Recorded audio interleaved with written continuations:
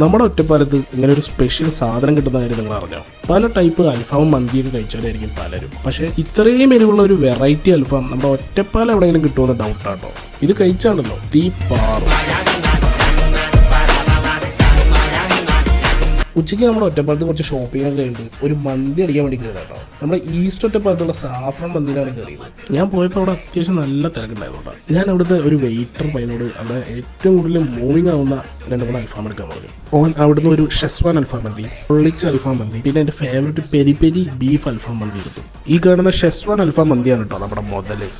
അതിൻ്റെ കളർ കാണുമ്പോൾ തന്നെ നമുക്ക് മനസ്സിലാവും അത് അത്യാവശ്യം എരിവുണ്ടാവുന്നു. കഴിച്ചു നോക്കിയാൽ ഇവിടുത്തെ എരിവ് മാത്രമല്ല വളരെ ടേസ്റ്റിയാണ്. പിന്നെ ഒരു വെറൈറ്റി സാധനമാണല്ലോ. ഇതൊരു മസ്റ്റ് ട്രൈ സാധനമാണ്. പിന്നെ ഞാൻ അവിടുന്ന് പൊള്ളിച്ച അൽഫാമും പെരി പെരി ബീഫ് അൽഫാമും ട്രൈ ചെയ്തു. പൊള്ളിച്ച അൽഫാം എനിക്ക് പൊതുവെ അത്ര താല്പര്യമില്ലാത്തൊരു സാധനമാണ്. പിന്നെ പെരി പെരി ബീഫ് അൽഫാം ആണെങ്കിൽ അടിപൊളി സാധനമായിരുന്നു. അത് കുഴപ്പമുണ്ടായിരുന്നു.